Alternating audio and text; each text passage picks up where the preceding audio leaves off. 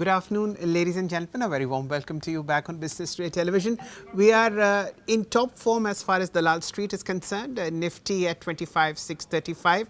The Bank Nifty scorching hot at 57,400. Both these indices are headed towards record highs.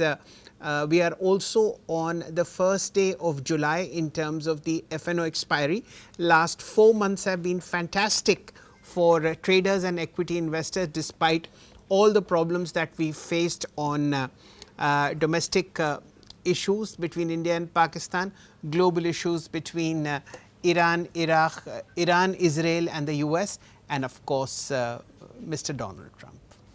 All that negated by the markets. We are now just 600 points below the all-time high on the Nifty, and for the Bank Nifty we are headed that way. So the mood, momentum and sentiment on Dalal Street is buoyant, and this would be the right time to welcome Mr. Nitin Bhasin. He is the head of Institutional Equities at Ambit Private Limited. Nitinji has a wonderful set of experience in the markets.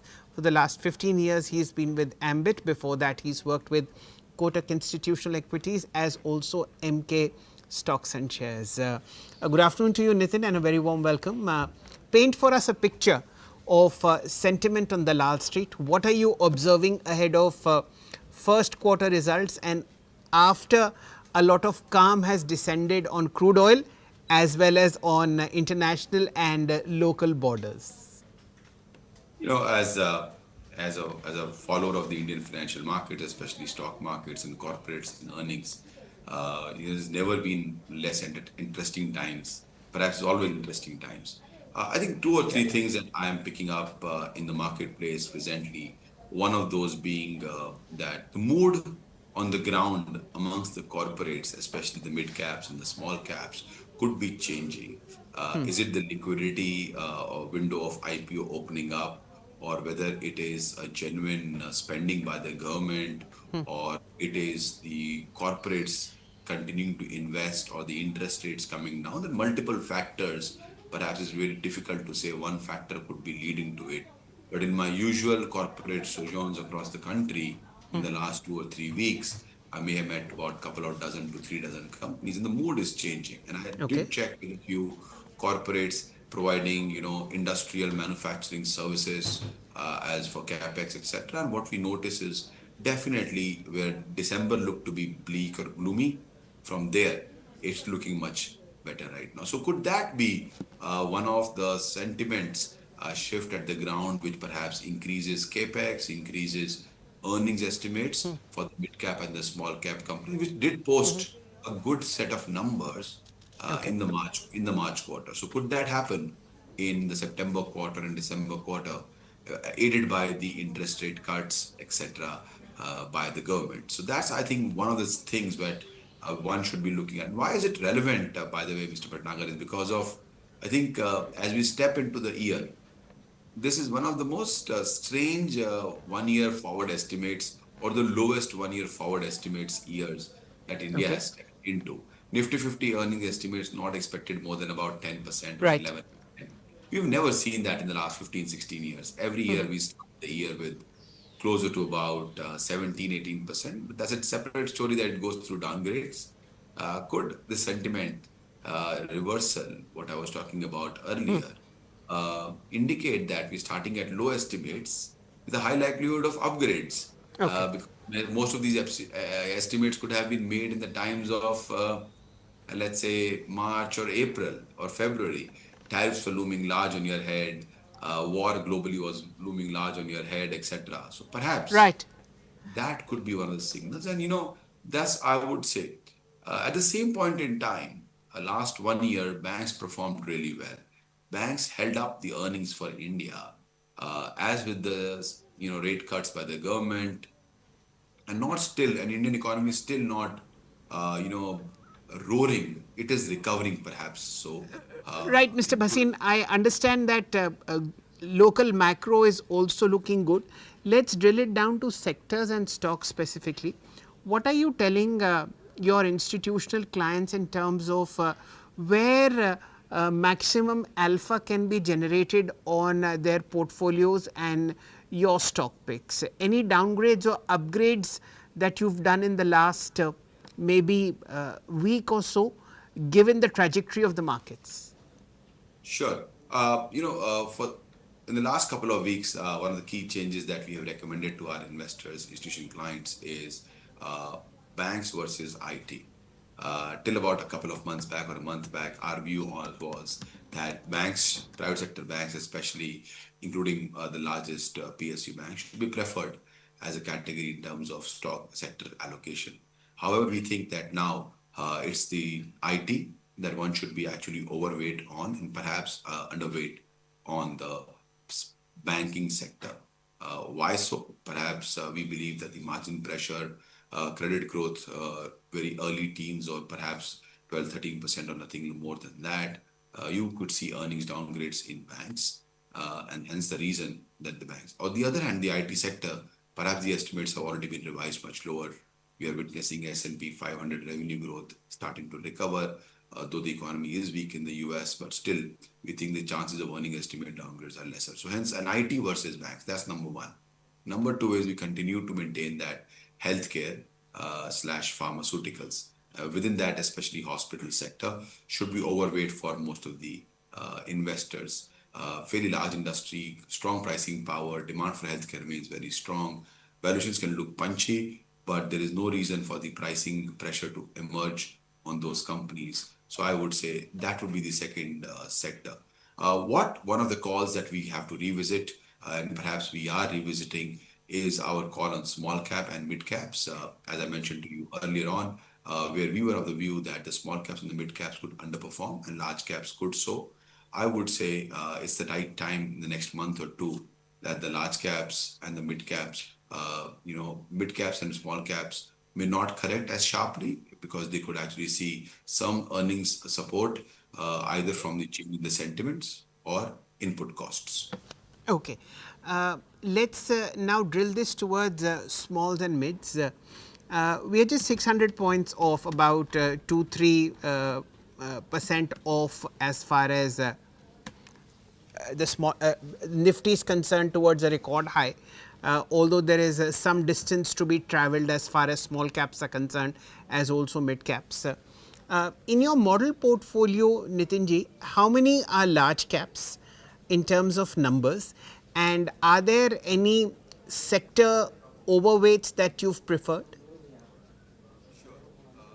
As I said that, today also, whilst my view on the small cap or the mid cap is not as negative as what it was perhaps, let's say, a quarter or two back, still today, our model portfolio will have a large cap weightage, more closer to about mid 60 to late 60 percentage points, between Okay. 65 and 70%. And the balance could be actually mid caps and the small caps. And a model portfolio, I'm talking about for an institutional investor, closer to $1 billion with 25 to 28 stocks. It's a stock picker market. It will remain a stock picker market in the small cap and mid caps. We're not talking about a sector, but in the large caps, as I mentioned, one should be overweight, perhaps on IT over banks or healthcare and pharmaceutical over Okay. capital goods. So clearly, we are not very gung ho about capital goods, given very very punchy valuations. But Okay. so hence we will stick to companies sectors like real estate could be good, healthcare could be good, some of the mid caps and the small caps names in Okay. those sectors. Nitin, what do you make of this fantastic rally that we saw in defense counters since late March? Of course, they were blessed with an event, a tragic event between India and Pakistan, as also this runaway expectations of global orders now coming in for Indian PSUs in the defense space. Does it have a representation in your model portfolio? If yes, what do you think of valuations at this point of time? Valuation in the defense sector, we've like in some of the EMS sectors and like some of the renewable sectors, we find them to be thematic based, buoyant, exaggerated, perhaps very, very inflated. I can't give more specific adjectives to that. I think they have a very rosy future, most of the defense companies in India, because the order flows will be very good for large cap, mid cap, and small cap. The whole industry is getting formed, right? But at the same point in time, many of them appear to be priced in a valuation zone, which investors will have to perhaps hold them for a very, very long period of time, or just hope flows remain strong for the valuations to sustain. Because fundamentally, long-term earning estimates don't justify these valuations. Fair point. For the viewers who are with us at this point of time, Nitin, what's your gut feel about Nifty's trajectory in 2025, and maybe one or two sectors or stocks that would lead it higher, if at all? Yeah. So, as I said, as we have written in the past, and as I mentioned before, it's a flows based and a sentiment based market in India right now. If we see earnings recovery, earnings estimate upwards in a continuing flows from domestic market, market should hold up at these levels. They've come up in the last 3 or 4 months after oscillating closer to about 24,000. I don't see a reason that the earning estimates will be revised lower or the flows are getting pulled back. So at least for the next 6 months, market should remain plus minus 5% of these levels, at least. So at the same point in time, I think the alpha could be created by owning some of the IT sector companies, some of the hospital companies, a few stocks, perhaps in the IT internet spaces or some real estate companies. Without getting into names, I would say those would be some of the capital market plays, which would have a global, now affinity to enter into global markets. Those sort of companies, some chemical companies which are putting in huge amount of capex, launching very technologically engineered superior products. Those could be the ones which are looking at, like especially CDMO and API companies in India. That sector should be looked at. Valuations could look punchy, but the world is a marketplace for them. So hence, those are the few subsector ideas that the viewers should be actually, or individual investors or institutional investors should be looking at. Okay. Uh, the two or three subsectors that you mentioned, internet plays, CDMO approaches, are these reflected in your model portfolio? Yes, a few of the companies from the internet-based companies which provide financial services-based internet companies would be in our model portfolio, such as PB FinTech would be in our portfolio. In the similar lines, there could be other companies also in our model portfolio in the hospital healthcare space. It could be Max, it could be Narane or a Fortis. One or two of these could be represented into our model portfolio. Okay, wonderful. You've been in the past, you've covered textiles, you've covered mid caps, you've had a very strong understanding of infrastructure engineering and construction and cement companies. Somehow, this sector is not buzzing any longer. We've seen multi-baggers coming out of the capital goods sector in the last 3 years or so, but last 18 months have been quiet. I mean, is it just valuations, or you feel that corporate India sort of did not come up with a great capex plan and everything was left for the government to shoulder? What do you think is ailing the the capital goods sector? I think if you rewind back 18 months, you rightly hit the nail on its head that the valuations were very, very punchy at that point in time. The representation of the capital goods sector to the overall indices versus the profitability was touching all-time highs. And perhaps that was the reason that we were also not looking at capital goods at that time. And hence, since those things have got corrected, so we will relook at our thought over there. But continuing on that thought, you're right also to say that it was the government's pullback in the last 12 months on expenditure in infrastructure asset creation. But I think there are signs of small changes, perhaps in small sectors, companies which are providing environmental equipments for, let's say, a chemical company or a pharma company, for heat exchangers, etc. Piping companies, pump companies. Many of them, we are seeing that they're talking about gradual, slow pickup in capex in small to mid-sized industries right now. So hence, I would say that capital goods sector at the large cap may be finding times difficult, but I think the niches of capital goods company, industrials companies, which are operating in manufacturing space, providing services to manufacturers, chemical, pharma, exporting. Some of them we hear improved sentiment commentary over there right now. Okay.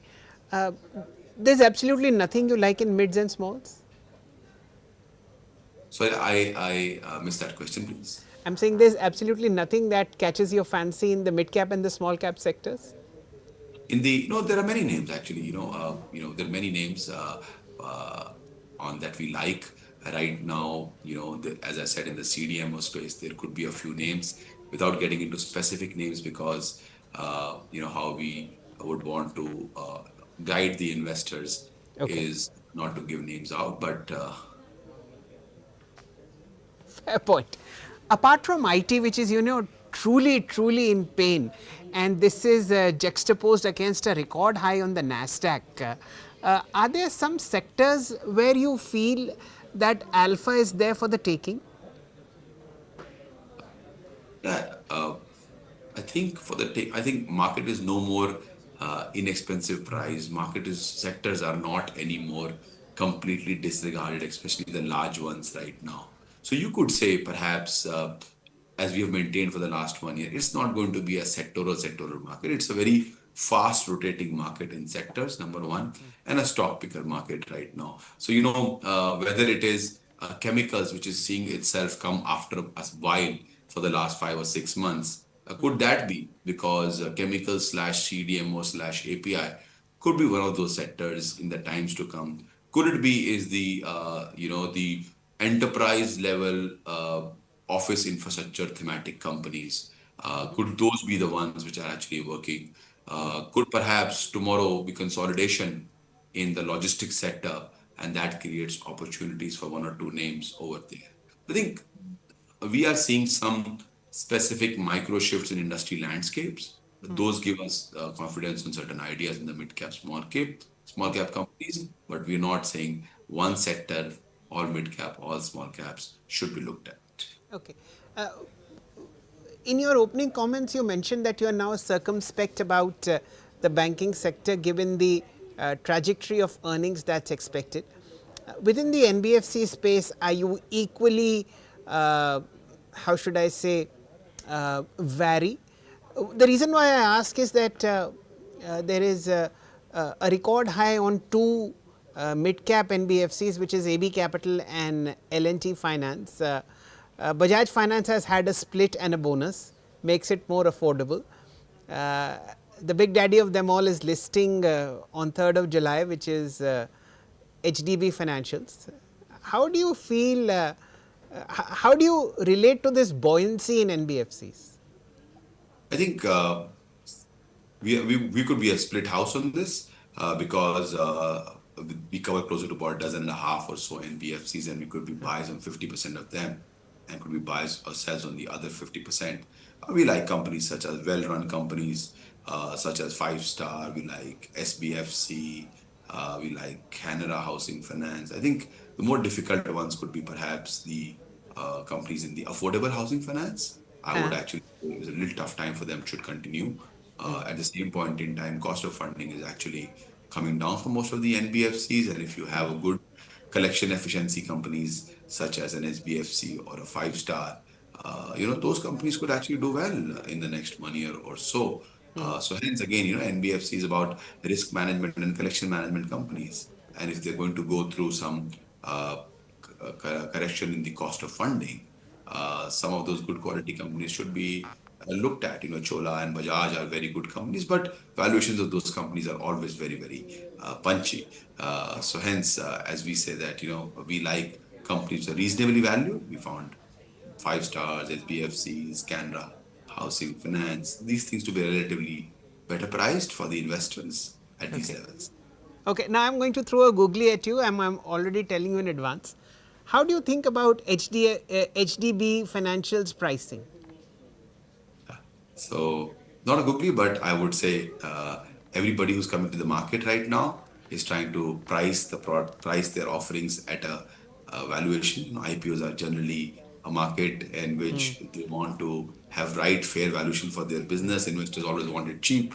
So hence, from the perspective, I'm not either a banker on that. We don't cover, we're not talking about it. So hence, I would refrain to comment on the pricing of that one. I think it's the investors and the companies' Okay. prerogative right now. And what do you think about this run up that's happening on MCX and BSE? Will it continue till the time NSE gets listed, or these are two dark horses that are running just amok? Yeah, I think we don't cover MCX, so I'll refrain my comments on that. But on the BSC, perhaps I would tend to agree with you that valuations in the capital market are also becoming sentiment the function of relative. Mirror, what's the other person's valuation? Perhaps NSE is getting listed and the entire buoyancy around it getting listed. But what we're also sensing is that in the marketplace, NSE pricing in the, as per the comments available in media or otherwise, NSE pricing, which was or valuation in the private market, which was jumping or galloping in the last 3-4 weeks, may have also softened in the last 1 week or 10 days. So perhaps you never know if one is getting relatively priced to the other in the hopes of getting listed. If there's a small bump in that sentiment, it can change tomorrow. So valuations of a BSC are punchy. We find it expensive, and we have a recommendation of a sell on the stock presently. Okay. Cement has been one of your strong suites. This is again a sector that's been disappointing for the last 3 years. Nothing at all has happened. Two top players are very, very eager to gobble up the remaining sector. How do you see this dichotomy playing out, that India is the second largest cement market in the world after China, producer actually, and yet we don't have a multi-bagger in this sector for close to 3 years, unless you ignore JK Cement? Yeah. So JKCM has been on a tear. It's been doing really well in the last recent few weeks, months. I think they've done a very good job in the last decade or so with the new generation coming in and turning the business around. But at the same point in time, when we look at the cement sector, you rightly said, there's a race to consolidation. But at the same point in time, it's a very regional market.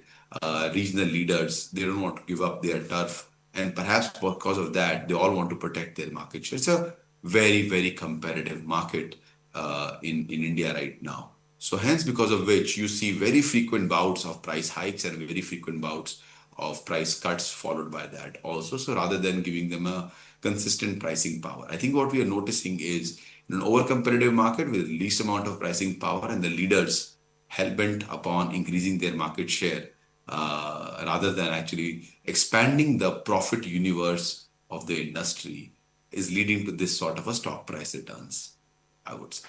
Do you have a favorite in the cement space? Presently, we are not. Presently, no. We are literally we're saying that the return on capital employed for the whole sector is under pressure because of the competitive intensity. So, but in the past, we've covered JK Cement, and we think good of them. I think valuations in the Ramco Cement could be actually softened right now. But otherwise, at the larger level, we find all the stocks to be expensive.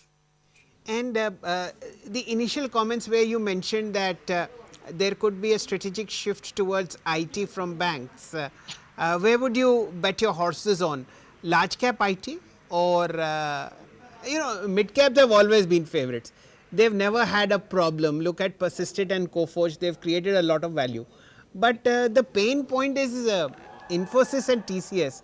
These companies that at least we grew up with in 90s used to double every year in terms of 50% growth in sales and profit. I remember 100% growth in profit in Infosys. Now they are growing below GDP rate. So firstly, IT sector was always linked to the US. So hence, perhaps they were very tiny when it came to the US as a market. So hence, they were building the business in that market as a penetration story. Presently, the US market is also not growing more than 2-3% as an S&P, as a GDP of the US. So perhaps it has a bearing on the Indian IT services, etc. So the Indian GDP versus the revenue growth of IT services should not be looked at. In IT services, what we like are companies like TechM. You rightly said something like an Infosys would be my second bet after that. And something like KPIT, Cyient, these are the companies that which look good right now. At the same point in time, in the IT-enabled services companies, such as a Policy Bazaar, which is PP FinTech, or a TBO Tech, or an Affle, these are the companies, especially TBO Tech and Affle, which are operating in the world as a marketplace for themselves, very similar to what IT services companies were doing, or are doing, or have been doing. So I think Tech M, there is a lot of scope for margin improvement. There is a lot of scope for margin improvement, either cost improvement or pyramid improvement. So hence, those are the few ideas in the IT sector one should be looking at. Okay. Uh, Nitin, one thing that's also not clicked is the auto space. If you remove three top performers, that's TVS, Mahindra and Mahindra, and even Bajaj Auto. It's been a dismal show. Maruti hasn't done anything for 4 years. Tata Motors has halved. And again, we haven't had a great multi-bagger coming out from this sector.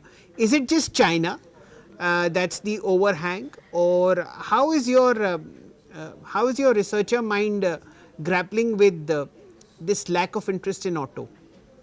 I think auto sector has done a very good job in the last 3 or 4 years. On the contrary, the way I look at it, perhaps it could be the last 6 months or 1 year, which is under pressure. And you can see that M&M has performed really strong in the last 1.5 year or so. M&M has been an outstanding stock, how they've recovered in terms of. So I think the fundamental rule for the auto sector to create returns has been, do you have the right kind of product launches to win market share? Number one.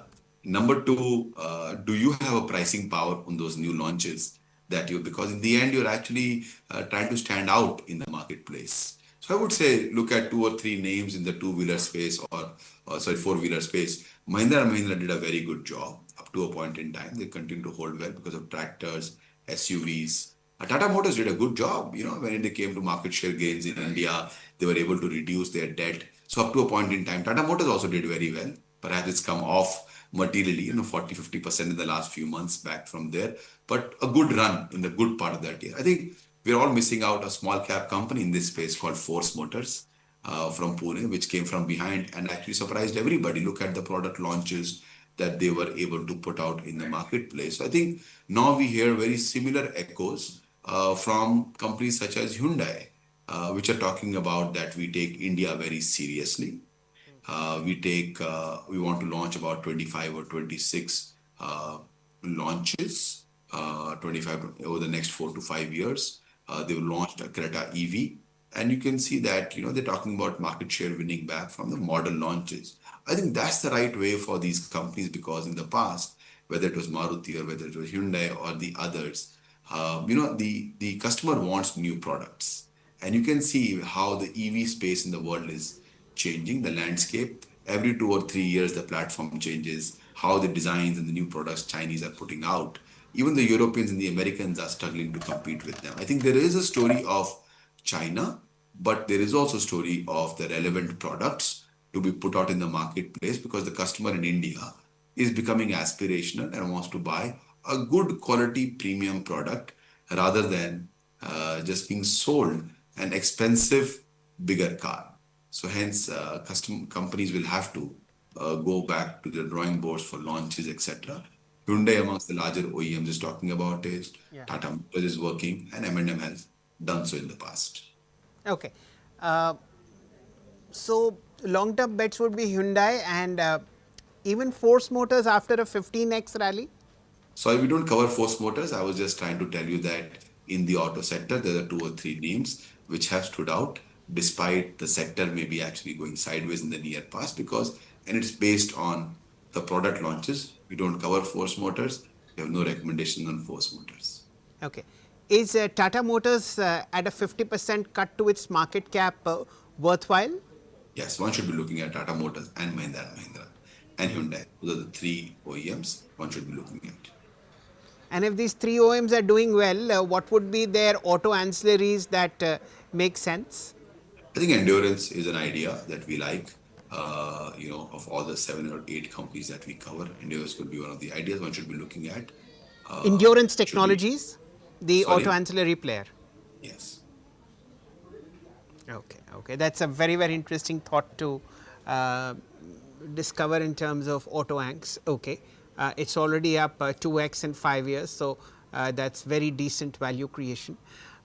Finally, Nitin, FMCG is something that for the last 30 years nobody likes. You know, time correction, heavy valuations, lot of transactions are happening. Parents are saying कि इतनी बढ़िया valuation मिल रही है, बेच के निकलो, and let the Indian mutual funds carry the load of ITC, carry the load of Whirlpool with them. Why should we should take advantage of these? How should I say, fancy valuations? What's your gut feel on FMCG? Why hasn't a good multi-bagger come out except for maybe Tasty Bite? I think I think one should also look at Mrs. Bector. They've actually done a very good job. Yeah, correct. 2 or 3 years, Mrs. Bector has done a good job. I think post-listing they went through a rough patch, but they've recovered really well. I think one has to look at, again, in the consumption space, whether it is a Tanishq or a Trent, which have stood out, or perhaps a Metro Shoes, or even now a Vishal Mega Mart have stood out. And a Blinkit has created a valuation, and Swiggy has created a valuation. I think there's a lot of value transfer which has happened from because the customers were buying the same goods from these brands, but India was unable to create retailing space for the value capture of the entire value chain. And I think that has got market cap created. If you see the last 2 or 3 years, a large amount of market cap creation in Blinkit, which is an FMCG retailer, in Zepto, which is an FMCG retailer, Swiggy, which is an FMCG retailer, which is perhaps, if you were to have them in the FMCG sector, the sector performance could have been very, very different. Look at D-Mart, look at Vishal Mega Mart, all of these guys are FMCG retailers. They're all creating wealth. I think if the customer's profit pool capture has moved, or customers' revenue capture has moved to more retailing rather than the branded manufactured goods, perhaps that's why you see in the last few quarters or years, FMCG unable to create a market cap because the retailers are perhaps capturing that on a price to sales or price to EBITDA or price to earnings over there. That's how I would see why FMCG is not creating value. Okay. Just as the questions were warming up, Nitin, I have a prod from my PCR and your team that you have to travel. Therefore, very, very reluctantly, we will draw to a close as far as this wonderful conversation is concerned. But thank you so much for such excellent thoughts, and we hope to see you again on Business Today Television. Thanks for having me. Thank you. That, ladies and gentlemen, was Nitin Bhasin, the head of institutional equities at Ambit Private Limited. A very wonderful thought process and a completely different take on the markets. He feels banks are overvalued, and there just could be a shift towards beaten down IT. That is one thought. Hospitals should do well, and of course, there is value to be had in CDMO companies. Large caps should continue to rule, and more importantly, within auto, he prefers Hyundai, and there was one more stock, it slipped my mind. But look at Endurance Technologies. That's an auto ancillary company which should do well in the coming years and months. Thank you so much for your time. I hope the conversation and thought process was enjoyable to you, and let's hope that we hit a record high on the Nifty fairly soon, as Nitin was also mentioning. Thank you for watching.